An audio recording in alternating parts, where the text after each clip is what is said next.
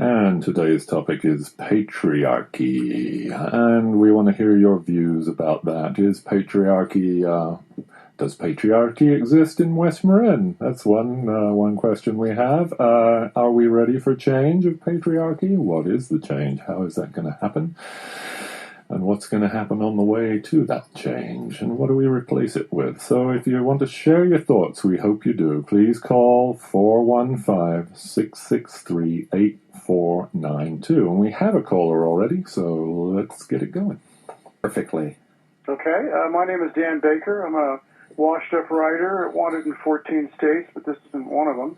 And I've actually done a little research on the topic. I believe that the topic is patriarchy. Is that right? That's correct. Paul, how are you? Hey, all right. Hey, Dan. It's the whole topic of power holding. I was introduced to when I worked on a documentary on Japanese political power in the U.S. And one of the authors I worked with was a guy named Carol Van Wolferen, who studied the Japanese society by a study of how power was exercised in the society. And that was fascinating. And a while back, I just happened to see a documentary on PBS about the Ottoman Empire. And they featured a book. The title was The Imperial Harem by Leslie P. Pierce, who just happens to be a professor at Berkeley. And what amazed me is the importance of the harem system in the 600-year reign of power in the Ottoman Empire. I'd never heard that story before. And two or three of these women, I think one in particular, actually held power for quite a while. It was a situation similar to Hawaii when Kamehameha died and Queen Kaahumanu actually exercised absolute power for quite a while. It was amazing. It's interesting. So that's a really obvious form of patriarchy that was taking place in the Ottoman Empire, where women were chattel and the possessions of the powerful men in charge. Well, but it wasn't absolute. A couple of the mothers of the princes that went through this process of becoming leaders actually held power and were actually dealt in to a large degree. I'm looking at the book on Amazon now, but it was and there's also a YouTube video about it too. That the title of that is I had that a minute ago. Anyway, but it was My point is that there have only been, that I know of, a handful of times when women have held absolute power in history, and they were Catherine the Great in Russia, Queen Elizabeth, Queen Kaahumanu in Hawaii, and to a certain degree this woman in the Ottoman. And of course, holding absolute power is just a woman in charge of the old hierarchical structure of pyramid, with the power coming down from the top. Patriarchy, in other words. Patriarchy, exactly. Yeah. Reinforcing the patriarchy. Well, just bringing that to current levels, it's like if indeed Hillary Clinton becomes president, will that end any patriarchy in this country? Clearly, Barack Obama didn't end racism. Well, I don't know. It's a step, right? I mean, it's the fact that it's possible that a woman might be a president of the United States is a big step for this country. It makes it at least sort of palatable for. Well, it sounds like you think that patriarchy doesn't exist in this culture or in America or perhaps in West Marin. Not you, Paul. I'm talking about the caller. But I'm just going to define this patriarchy thing for a minute here. The manifestation and institutionalization of male dominance over women and children in the family, and the extension of male dominance over women in the society in general. Patriarchy implies that men hold power in all the important institutions of society, economic, social, political, and that women are deprived of access to such power. It does not imply that women are totally powerless or totally deprived of rights, influence, and resources. I think patriarchy is so embedded in our culture that it's become invisible. Well, it is our culture. But we don't really see it. It's the way we talk to each other. It's the way we envision these gender binaries, man and woman, and the way we organize our legal system, our governance, our social customs, our education, religion. It's all deeply embedded with patriarchy. Well, but there have been exceptions, and that's what fascinated me. The few exceptions to patriarchy, which was matriarchy in human history, were Catherine the Great, Queen Elizabeth, etc. And those reigns were characterized by the same things, which interested me. One was diplomacy over war. Two was outbreaks of peace that lasted through their entire reigns.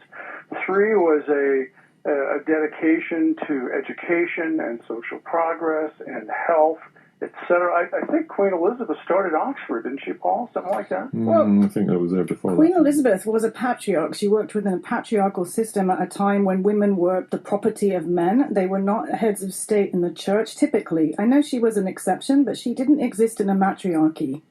Right. Well, but all right. But she was a woman. She was a woman, and she was powerful. In that hierarchy, boy children get ahead of girl children, do they not? Sure. Yeah, of course. Queen Elizabeth was given more advantage. Sorry to interrupt, but Queen Elizabeth was under tremendous pressure to take a husband and have children, and she didn't, and that was really revolutionary. Yeah. But if she had taken a husband, I guarantee that she wouldn't have been as powerful. Right. That was a feminist stand especially back then. Catherine the Great in Russia, the same thing. Outbreaks of peace, diplomacy over war, education, advances, social progress, etc.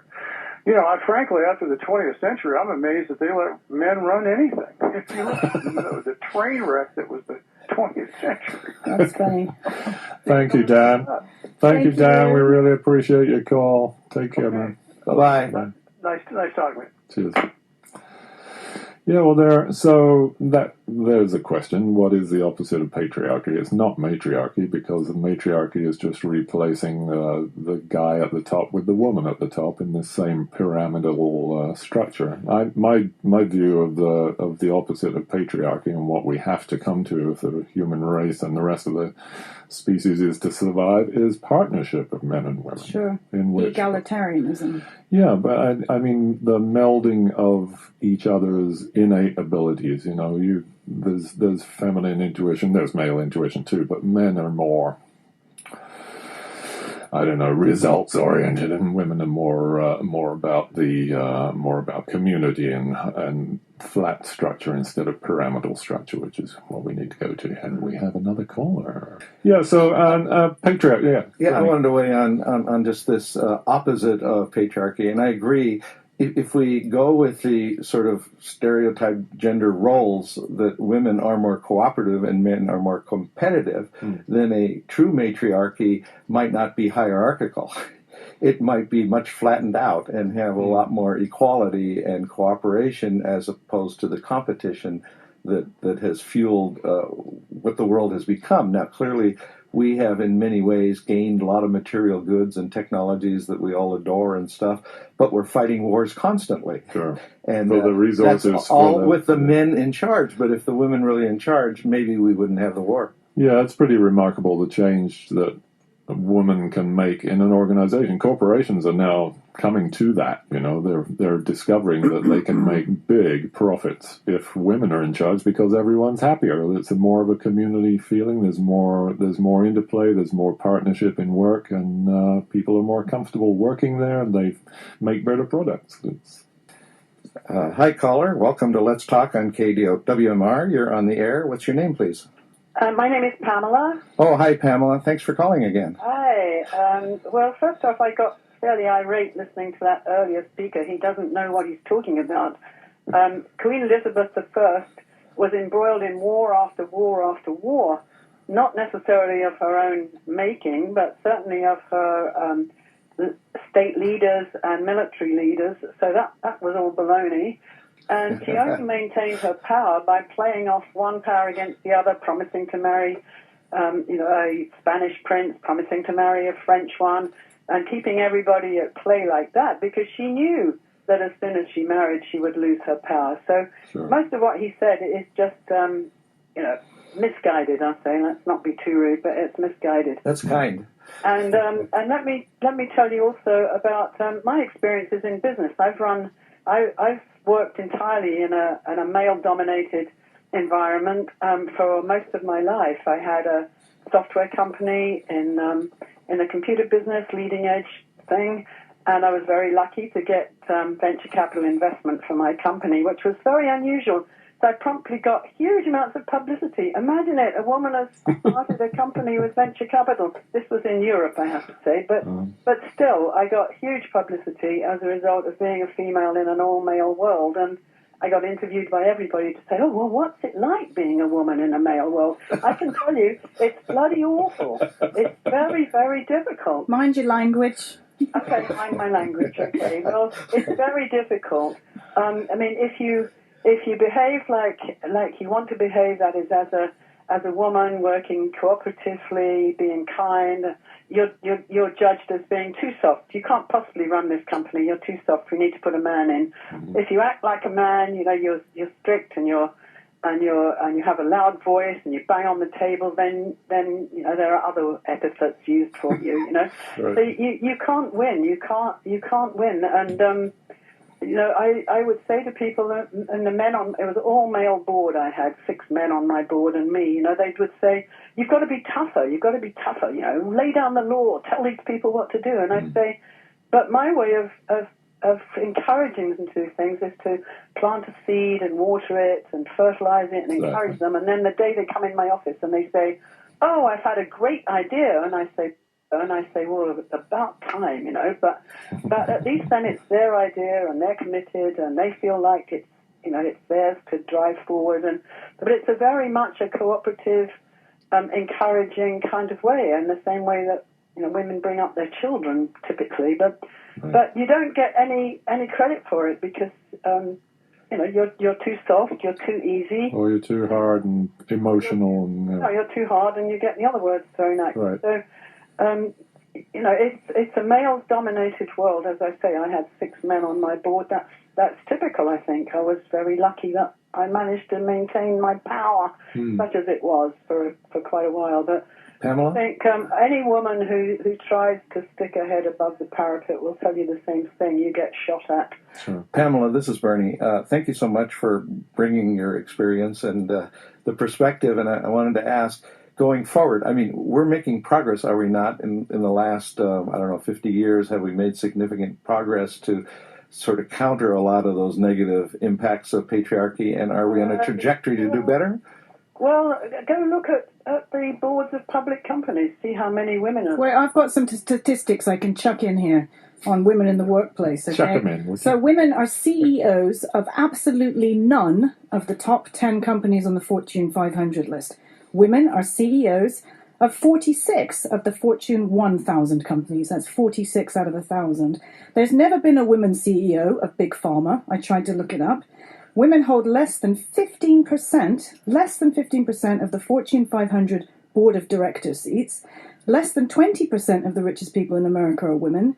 There are only 2 publicly traded companies where women are a majority on the board.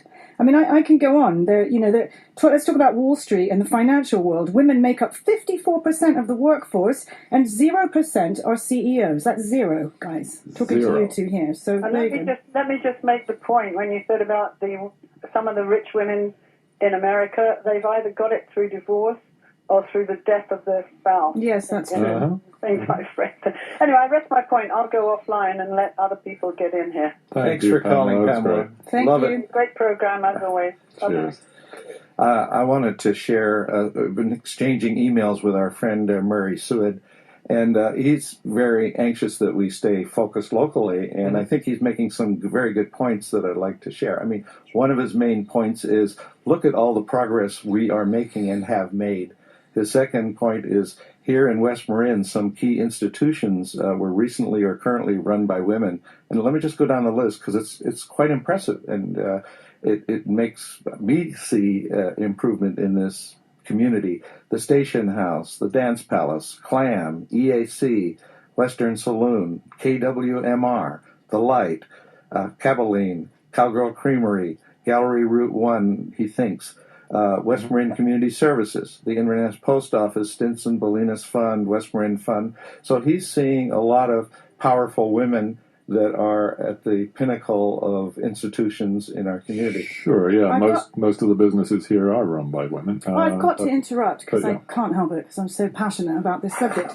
That's typical. That's the non-profit world, which is dominated by females. They're the people. The women are. There's a gender difference there. And the businesses too. Some of the businesses, some of the smaller businesses. Who owns the place downtown? Who owns the saloon? Who owns the Palace Market? Who owns Toby's Feed Barn? Who's running the ranches? Who are the landowners? Who owns the oyster company? Palace Market, woman.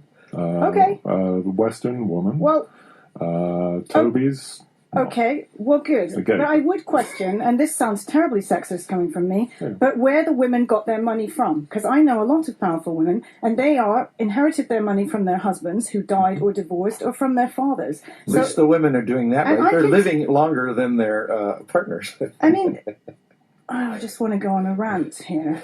But do it. Pat, okay, so wherever you look, the big power is always in the male hands. I'm talking business leaders, the legal system, senior police, management, education, and the media, the military. The further you go up, actually, into the financial industry, it's concentrated in the hands, mostly white men, I have to say. Yes. So there's this intersectionality of gender, race, poverty. They all kind of interconnect. So if you're a poor black woman, you're really in trouble, aren't you, in this culture?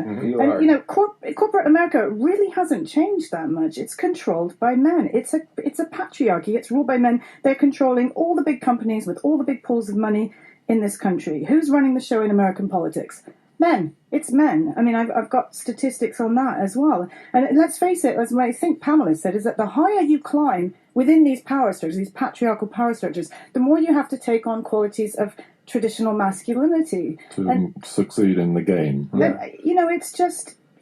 I'll give you a personal example. I came out of college, went right into a management training program at Pacific Telephone and Telegraph. It still had that name at the time.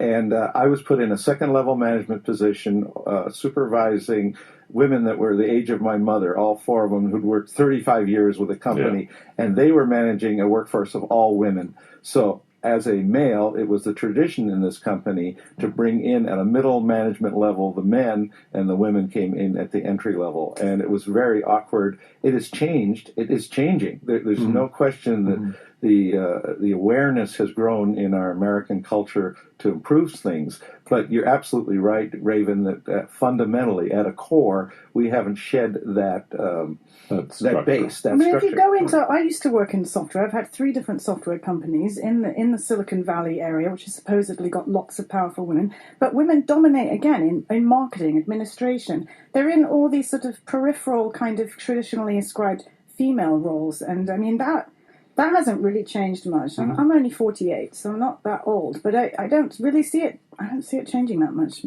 boys. Well, so also locally, let me throw in in each house, in each family, there is a variety of ways that that household operates. There is still the authoritarian model in existence here in West Marin. Sure. We may not have as much of it as in other communities, but I guarantee you, with behind closed doors, in many of the homes, the men still rule with a fist, with threat of violence or violence even in many cases. And that's what we have to acknowledge. That's the harmful effect that may be out of sight, but it is affecting a lot of people, and it affects women mostly, but also many men are victims of our patriarchal system. Right. It's more prevalent here than we would like to admit, the domestic violence deal going on. It's just deeply underground, and nobody talks about it, because there's that shame and silence that goes on with patriarchy. Shaming the victim. Patriarchy depends on it, that women don't speak out or speak up for what's really happening. Right. So how did we come to this pass? I would say, my theory is that it started when we started farming, and suddenly there was ground that was valuable, and somebody had to say, "Oh, that's mine." And then you start doing that, and then you want to know where your children are coming from. Suddenly there's an idea of the realization grew that having sex had something to do with having children, and then you want to make sure that you're passing down your genes and nobody else's genes, and that you're looking after, with your surplus grain supply from your field, that it only goes to your offspring and all that sort of stuff. So there's the basis of it, and that is the structure, that hierarchical structure, that patriarchal structure has not changed. And we, even here in our little bubble of West Marine, it's still it's still there. Everything we do is still predicated on that structure, and the bubble exists in a greater cosmos, in a greater culture where it's definitely built that way. So how do we go about changing it? I don't know. There are these incremental, tiny little changes that are happening as women become somehow acceptable in public life. But that's too slow, right? I mean, we're still. I'd like to think that we're seeing the death throes of patriarchy with all this destruction and sort of the top-down, nasty, overpowering, trying to control everything because they can see that things are starting to change, and those guys do not want this to change because that's their. Mm-hmm. My thoughts about how to change have included in it the idea of our language, and we've been aware of these things, like the woman and the police man became police person, police. I mean, we're changing our language, but we haven't completely sort of taken the male bias out of it. I don't know how easy it is, but we need to stop with the letting the men make all the decisions about war. Somehow we need to get back to the women having enough power to keep their men in check, because the competition versus the cooperation, that dynamic, both will always exist, I believe, in our species, and it exists in other species. And I think we can learn looking at other species. Clearly, bees are a matriarchy, and clearly tule elk are a patriarchy. So it's like there are examples in other species for us to look at. Rubbish. Well, so Rubbish. I don't buy that for a second. There's no patriarchy or matriarchy in nature. There's cooperation, there's competition. It's all happening at once, There's sexual competition, right? Yeah, there is, but But the important thing about most species is that the females are making the choices, and they're making the choice of their mate from among those males who are displaying their prowess. Whereas in human cultures, it was totally reversed, where men had the power. Men chose who was going to be their mate, regardless of whether they were suitable, whatever that meant. Oh, she's a good breeder, I'll take her. All those structures, the religious ceremony was built around man taking a woman to be. Well, isn't God a man? Absolutely, of course he is. Okay.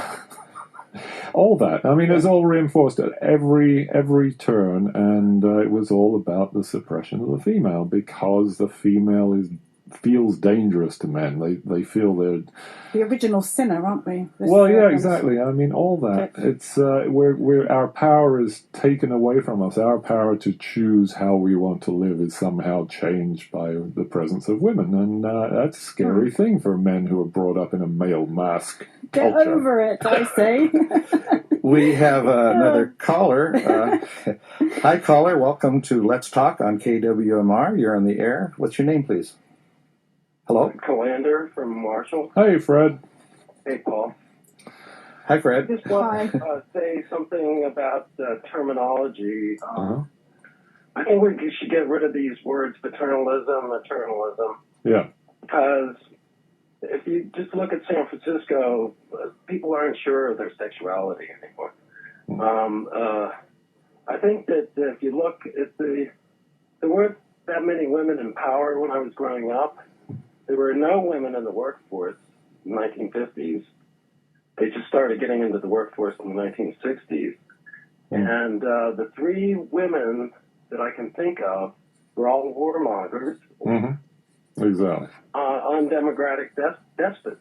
Yeah. I'm thinking of Margaret Thatcher, Golda Meir, who did some really awful things that still exist today, like creating, I won't go, you know the details. Yeah. And then Indira Gandhi, who threatened war with China, and didn't allow free press.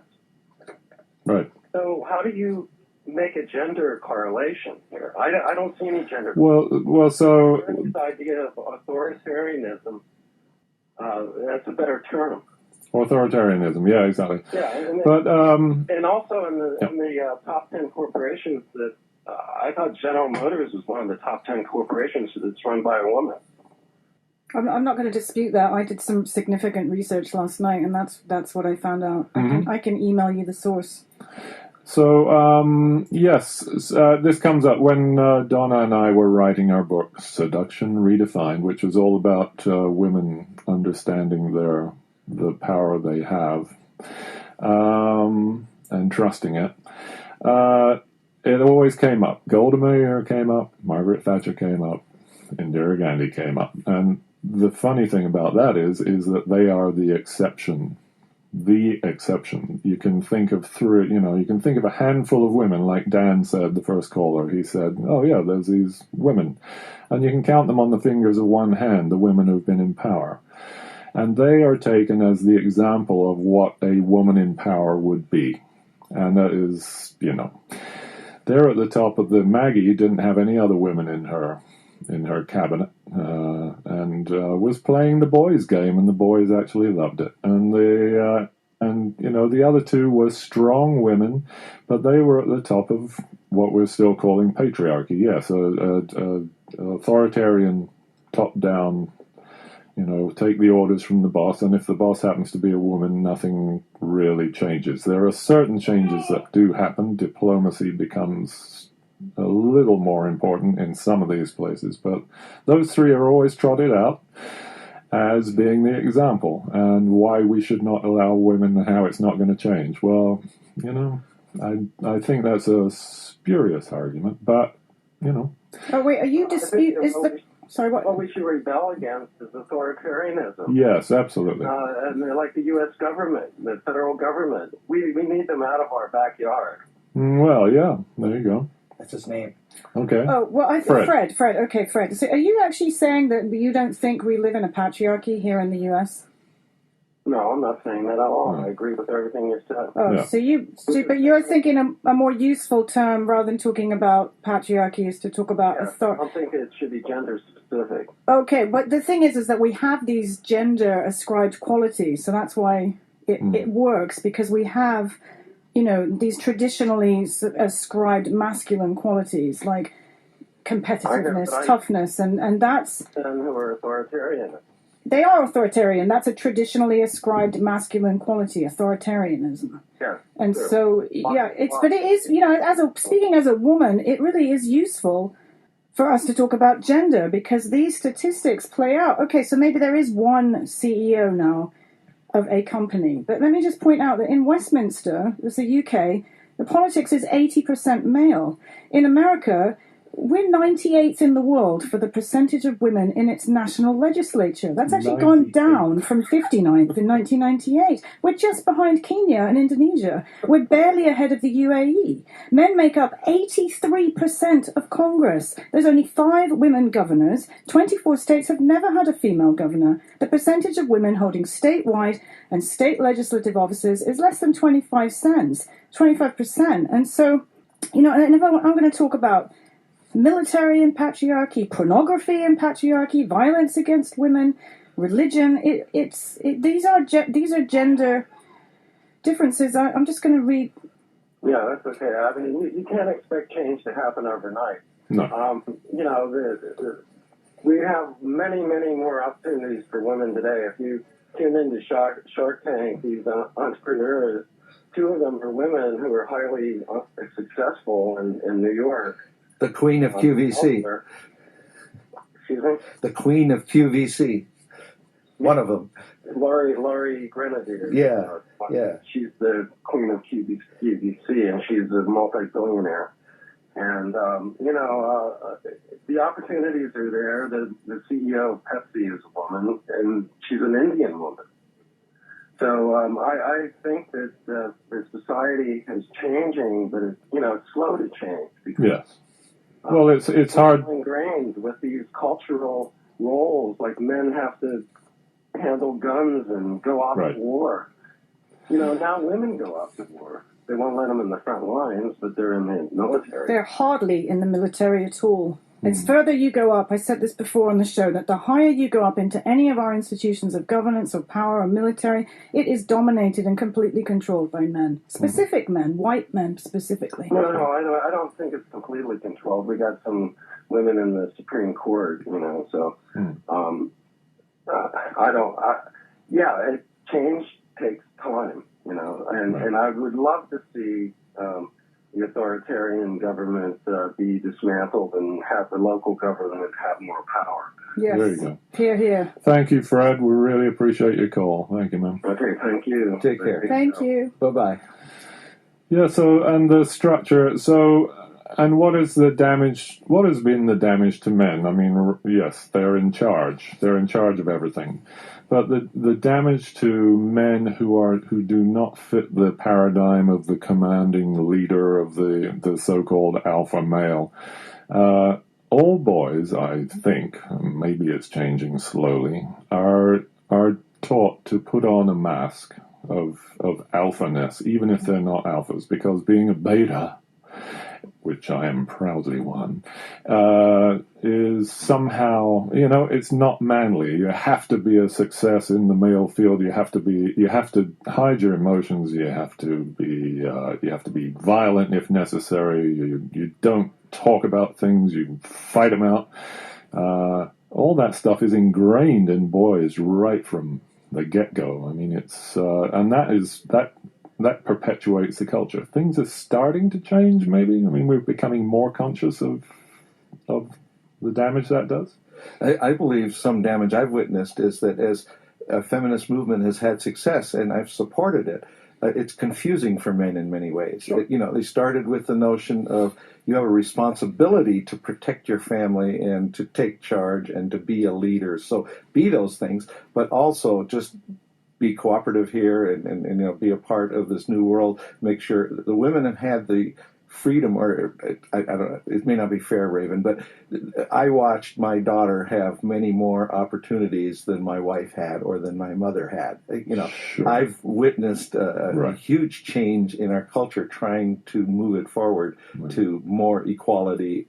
But I think some boys have suffered in that process where the emphasis has been on making sure the girls have the same opportunity, and boys often are confused. Well, they're getting mixed signals, right? I mean, they're getting at home and at school and in everything, everywhere they turn in business, all that, the men are taught to be a certain way, otherwise they're not men. All right, let's talk about pornography now, okay? Because sexual Alrighty violence, then. sexual exploitation, sexual domination of women is underpinning patriarchy. So you're Yes. talking about change, and yes, this is happening. And meanwhile, if you take a look at the pornography industry, it's getting much, much, much worse. It's what the internet's for. Well, it's It's not not just that, that. Paul. It is unbelievably misogynist, and it has depictions of men dominating women in the most hardcore, cruel, and violent ways. I can't express those on air because of the FDD whatever our regulations are.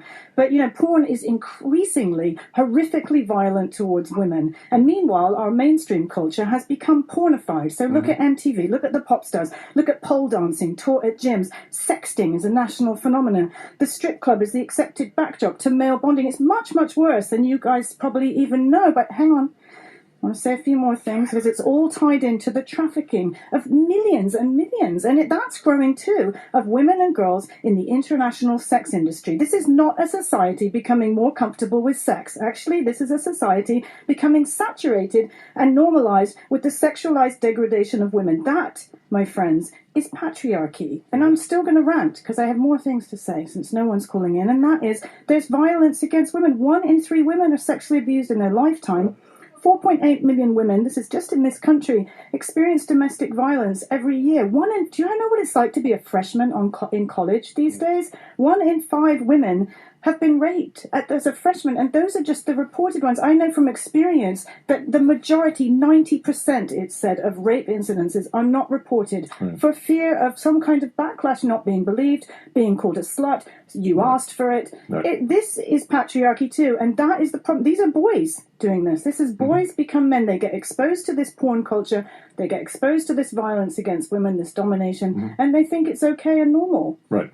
Because they're still taught in ways that may not be overt, that men rule the whole roost, right? I mean, so how do we stop pornography? How do we stop pornography? Wow. I mean, that's huge. Yes. So, okay. Well, how this is a long subject. So partnership. We're back to partnership, right? Where men and women enmesh their innate talents, their innate intelligences, their innate powers, create a different system in which sexuality is seen as something necessary and healthy, and in which education is the key, and so that when men are taught how to have good sex with their partner and how to please each other, then things start to change. This puritanical stuff about sex in this country is so bizarre, with the huge porn industry, as you say, and the violence that goes on around it. Yeah, Bernie. I'm not as familiar with the porn part, but I take it more to soft porn, if you will. Just what you see on television. You see the ads of the sexy female always needing, and then a lot of girls and women feel they have to compete to get to that level to be sexy, to be attractive to men. And of course, the men don't have to do that. They just have to hit each other on the football field, but they assign the women, and they get paid big bucks for that because we all want to watch that. But a little sideline is the women on the sidelines, scantily clad, kicking up their feet. So we have it in spades in our society. And Raven, I'm not arguing with you. I know you're not. I'm totally in support. I recognize so much of it.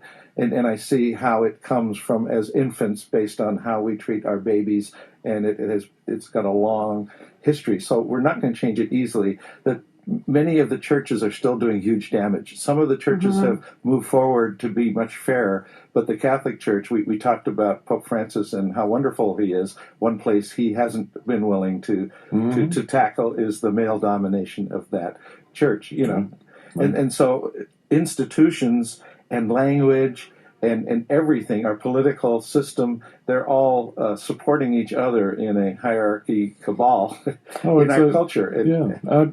Our history is all male, right? I mean, you never hear about women in history. It's his story, not her story, right? That's interesting. I like that. History, language. I mean, every academic pursuit was, at least, totally male, right? I mean, all the information we got. That was a great thing. Oh God, what's her name?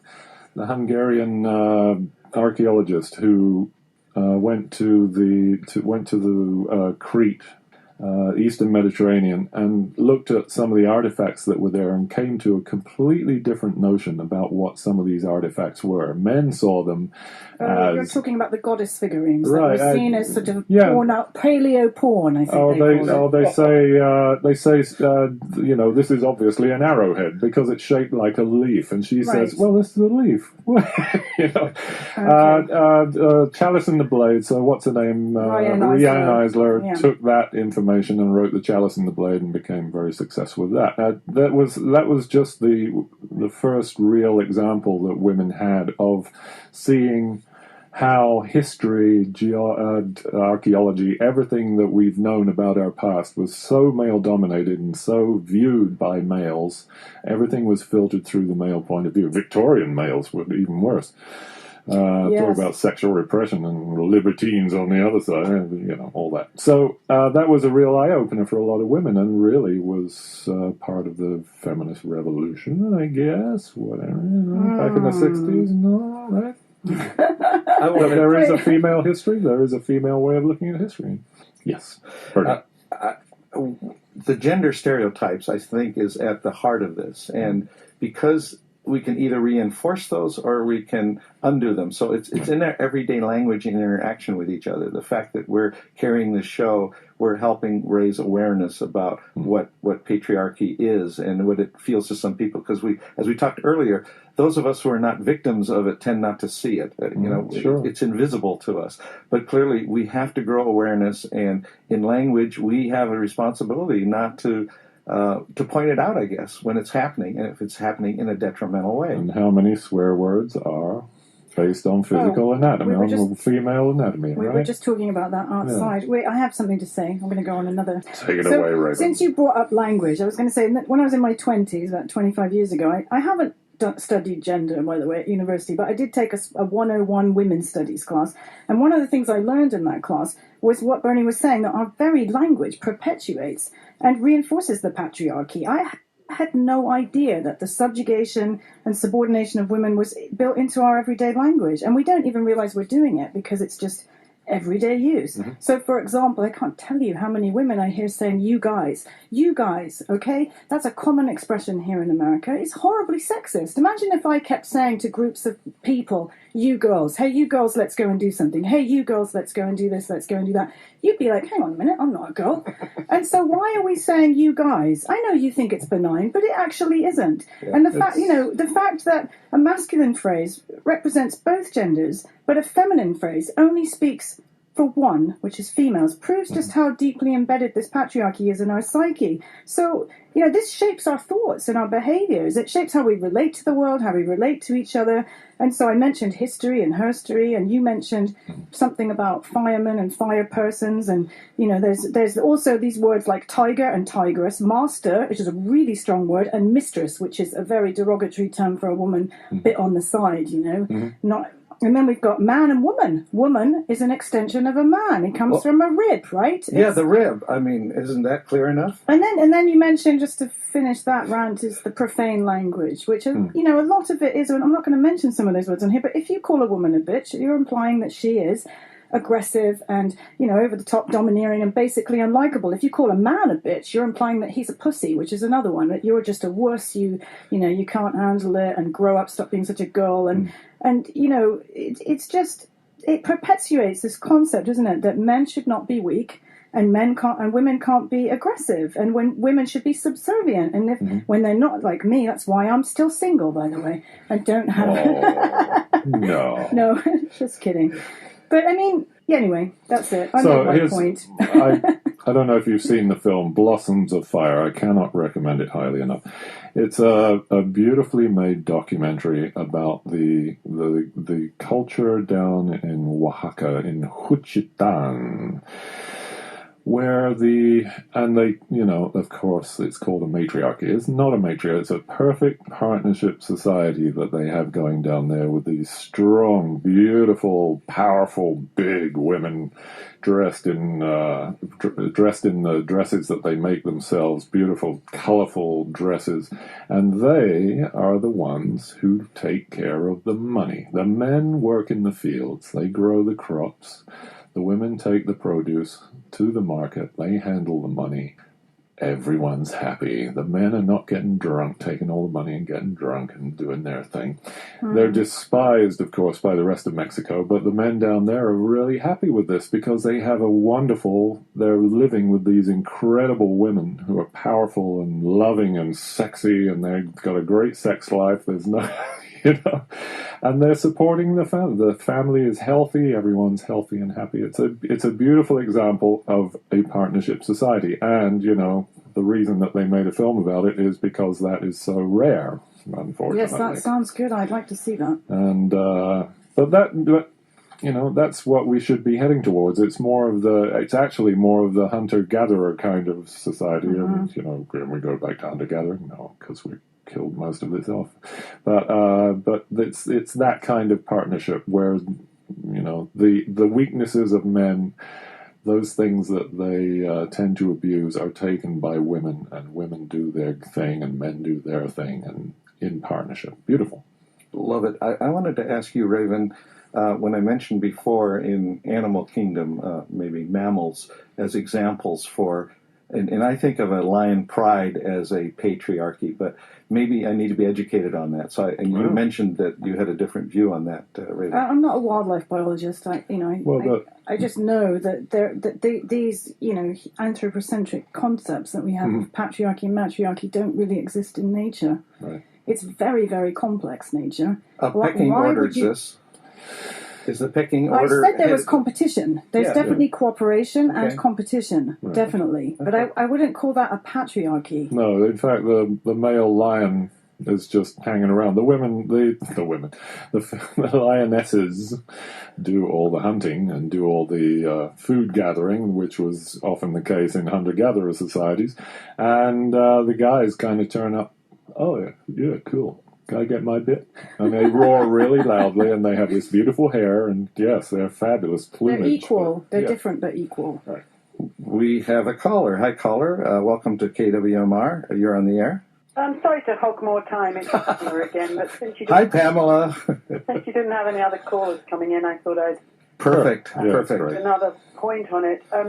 I think people were thinking about, well, does this have anything to do with local issues? Well, I don't think there's anybody left in this area that isn't aware of climate change and the destruction of the environment, the loss of diversity.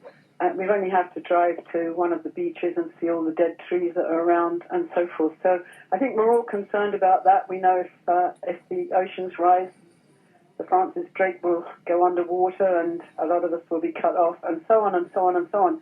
So let's have a think about, how did we get in that position? Who is it that's raping and pillaging and wrecking the environment? Mm-hmm. Well, I'd say it's basically big pharma, it's big agriculture, and it's big power companies. Mm-hmm. Big oil. Military, don't forget them. Well, yes, I wouldn't put the military. Yes, okay, I can add the military. But so one has to think about who's doing all this raping and pillaging of the environment. Well, it's those big companies, and who runs those big companies? Big fat white males, generally speaking. Right. And when I look around and see who do I hear mostly concerned about what's going to happen? What's going to happen to our children? What's going to happen to our food supply, etc.? I hear women talking about that all the time. Mm. Yes, I hear the occasional male too, but I think one has to say who has done all this, and one has to point at the ownership and the control and the power that the small percentage of rich white men have over everything right now. Pamela, this is Bernie. I feel as a male, I do want us to take responsibility for having created this mess, and clearly agree with you on this mess. But instead of it being whether women or men were at the top of the pyramid, I think we get to this place because of structural reasons, that indeed patriarchy is another structure that is superimposed on, but the entire industrial world from cheap energy has been centralizing and standardizing and specializing, and that's led to the globalization and all that. Yes, men are at the top, but to me it wouldn't have mattered if women were at the top. It's really about sort of a broader issue in our culture that is about that competition and owning the most and having the most wealth, isn't that? Well, yes, I guess so. It's just who has risen to the top is the point of it, I suppose. Yeah, you're right. I guess I'm going to make one other point, which is about war. Mm-hmm. Who wages war? Who makes the decisions on war? We're embroiled in all these wars all over the place. Who makes those decisions and who makes the money out of it? And if you made if you asked all the women in the world, are you happy sending your son off to war? Mm. I think you'd find the majority of them would say no. And lots of cases in the Second World War, I know, where women were hiding their sons and getting into trouble for it. But women don't want war. Women don't want their sons or their husbands or their loved ones murdered in some foreign country, but the decisions are being made elsewhere. But it's also very hard to succeed, to get ahead in the military. I did some research on that because those male attitudes, hyper-masculinity, and the institutional promotion of male dominance and violence is so deeply ingrained in military culture, and that's that's hard on women. There's a very, very high incidence of women being raped in the military, much, much higher than in the mainstream, U.S. society. Yep. And just because somebody said that, I think an earlier caller said that, women are getting into the military. Well, just so you know, I looked this up on the Department of Defense website. 14.5% women in active service. Only 5.4% are tactical operation officers. The first female general, 4-star general, was in 2008. I think we've had one, maybe two more since then. They're actually banned. Women are banned from many military positions, not just the combat ones, on the grounds that they're inappropriate for the job. Wars are declared by men and fought by men. I think you made that point. It is patriarchy all the way. Well, I think it's good that women are not fighting, actually. I don't like that idea. I just would like more women involved in the decision-making, because I think that they'd make different decisions. Sure. And yes, leave it to you not to finish off now. I think you're absolutely right. Okay, bye-bye. Thank you, Pamela. Yes, it occurred to me that even research is done on men rather than not having women. Drug research, right? Interesting. They don't use women. They're still not using women as testing drugs. Even the birth pill, right? The contraceptive pill was tested on men to see what happened to their hormonal levels. Not tested on women because of those troublesome periods. That changes all the and that's the other thing that happens when we're strong-minded and bitchy women get told this. Oh, she's just on her rag. Yes, right. Just her time of the month. Yeah.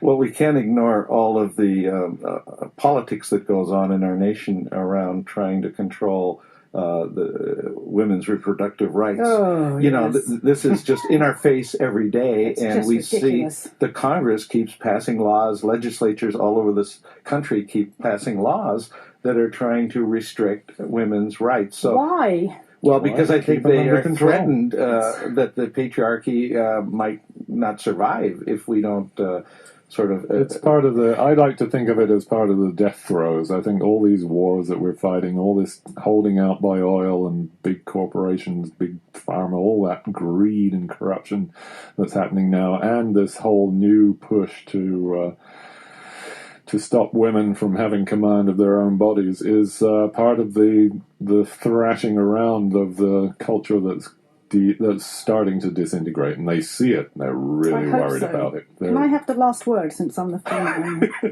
We're almost out of time. Certainly not. That's not your place. I just want to speak a word for radical feminism, of which I'm one, in case you hadn't figured it out. And that it isn't, it's about equality for all people, but it's not just about women's equality with men in the existing world. It's not that men are doing so great, and women just have to get where the men are at. It's not about reversing those power relations and putting women in the military and in charge and in the corporations instead of men. That is a common myth of feminist politics. Mm-hmm. It is about radical revolutionary change. It's not about changing of the guard or even changing the rules of the game. It's about ending the game entirely, because patriarchy is killing the planet.